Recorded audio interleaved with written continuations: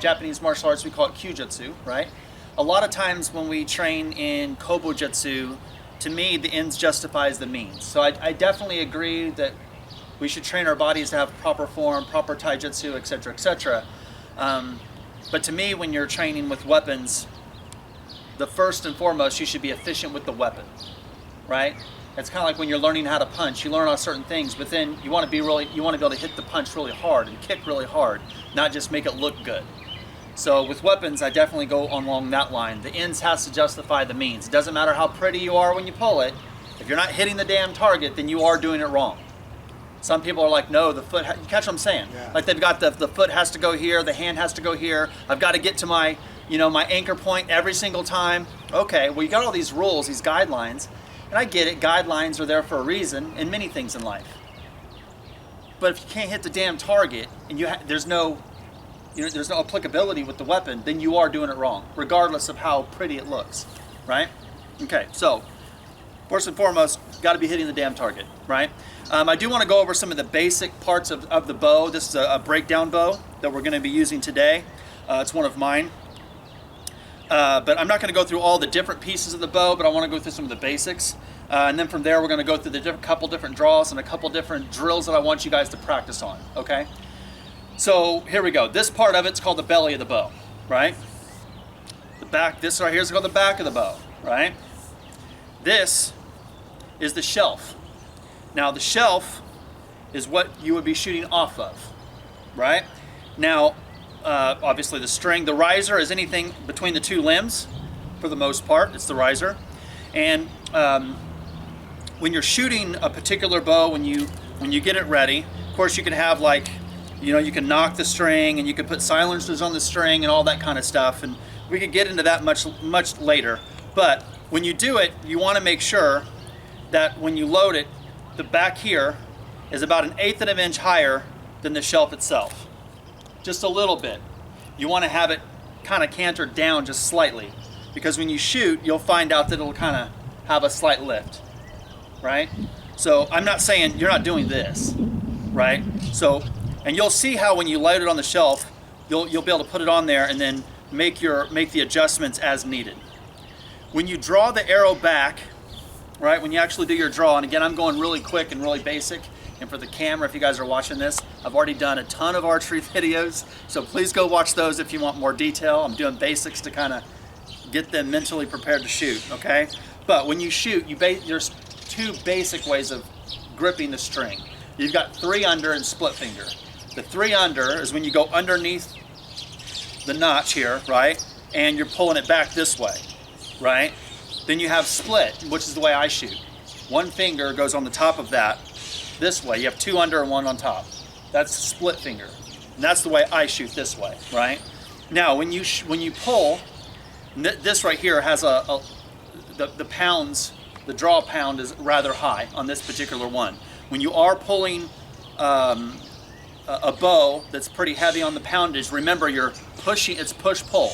So you're pushing out with the left if you're right-handed, and you're pulling back with the right, and you get this push-pull. You see what I mean? Okay.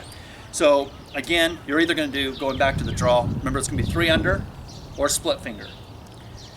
1/8 of an inch high, arrow sitting on the shelf. Now, we call it a shelf, not a riser, simply because some people like to use the compound bow, right? I want to say this because I don't know if I have addressed this on camera. I am definitely against all that kind of shit. The compound bows and all this modern. I like the recurves, I like the long bows, I like traditional bows, because I think that you're not giving the animal any respect when you go out there with these high performance fucking weapons. There should be a skill to get close to game and then to be able to feed your family. If you get a bow that's like all these hundreds of pounds, compound bow, it can be hundreds of pounds, you draw it back and it's literally like doing this. And you can hold it for a long time. And then you just wait and then you shoot, the animal has no chance. And you're sitting up in the top of some damn tree with this high powered weapon. To me, it's not, I just don't think it's right. That's just my opinion, y'all can have your own opinion. So I like the traditional bows, the recurves, the long bows, etc. Okay. When you do shoot that, you do have 2 basic kinds of arrows. You're going to have basically the carbon, which is the ones that are made, right? metal or some type of carbon, metal, whatnot. You have wood. Now this part here, you're either going to have what's called veins or fletching, right? Or feathers, excuse me. You're either going to have veins or you're going to have feathers. Veins are going to be the plastic ones, and those are generally made for the higher performance type compound bows, etc. And the reason they don't have a shelf, they have a riser.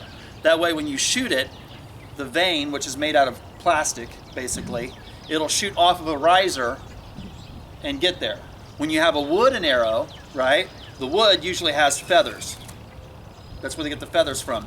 Now when you load this, I'm going to go on this side so you guys can see this. When you load, you're always going to find that you have one feather that's different from the other two, right? So this one has 2 reds and a white. The feather always goes on the outside. But anyway, you want to put that out there. And the reason for that is when you pull back and shoot, if you notice, see how these are flat like this? When you release it, that makes it come straight across, and the feather will collapse and it'll go straight off the shelf. If I do it the other way, where I have the cock feather in, notice, if I do it this way, where you guys can see it like this, the feather is on the inside and it'll change the way that this arrow will come off the shelf. Do you guys see that? So you want to make sure that the cock feather is out, right, when you put it in. 1/8 of an inch high, and you'll get the feel for that. A lot of people put knock points on there, and the knock point, they put it on there so they can always put it on there much quicker. I personally don't like the knock points only because I like to have more flexibility with how I load my arrow. Okay, that's the only reason I don't put the knock points on them. But a lot of people, they want them and they have them, and I'm sure for the majority of people who shoot archery, they'll tell you have to have it and it's a good thing, and it's just not for me. I like to have more flexibility of how I load my arrow. Fair enough? Okay. When we're doing the shots today, we're going to be putting up targets. You guys are going to walk 5 paces back to get warm up. You'll shoot from 5 steps back, 10 steps back, 15 steps back, 20 steps back, 25 steps back. You're going to get back every 5 as you can, okay? Shoot. Now, I want to talk to you guys about an anchor point. When you draw, you should have an anchor. Everyone has it, and whatever that is, it should be the same every time. When you draw to your point, for me, I try to go to my throat. I don't really pull up to my cheek. A lot of people go to the ear, they go to the jaw, they go to the cheekbone. Most people like to draw high like this and look right down the line. For me personally, I usually draw a lot lower. Just for me, I can sit here and I can pull it almost to my lower part of my jaw, my neck, my ear. I can do this particular draw here, and I can then line it up. That's kind of how I do it. Whatever works for you. Again, the end justifies the means. If you're hitting the target and you're consistent at hitting the target, then you're going to keep doing it.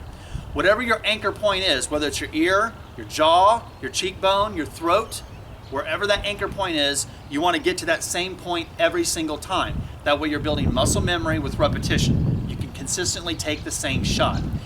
Another thing that beginners kind of miss on, they'll pull their elbow down. They'll bring this elbow, like I'll pull my elbow down.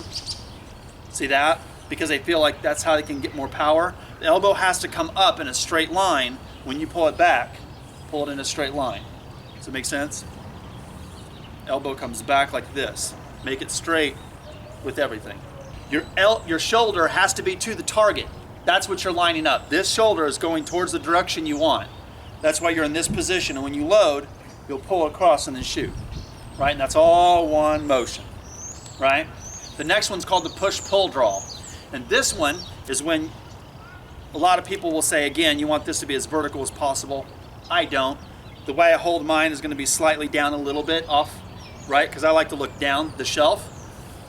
But this is where you're going to hold, you're going to push, pull, and you're starting from this position here, and you push, pull here, and then shoot. So you're not over here using momentum to get the shot. You're going to push, pull, hold, and then shoot the shot. The third one we're going to do is a variation of both. It's basically a hinka of the two. You're going to start with the arrow high and then draw down. Like if I had it here, I had to go over an object. Like maybe I'm behind a tree, maybe I'm behind a fence, a rock wall or something like that. So we're going to start from this position. The arrow goes, you're going to start here and you're going to come down as you shoot. You catch what I mean? And be careful, don't shoot the damn thing up in the air. You understand what I'm saying, right? Yeah. But we're going to work on the swing draw where you're here, pull, and then shoot. You're gonna work on the push, pull, draw, where you push, pull, and then aim, and then fire. And then you're gonna go the overhead as if you were behind something, and you're coming like behind a wall or something like that, behind a tree, and you come down and then take the shot. You know what I mean? So it's the up-down type of a shot. Okay, so that's what we're gonna be working on with you guys today.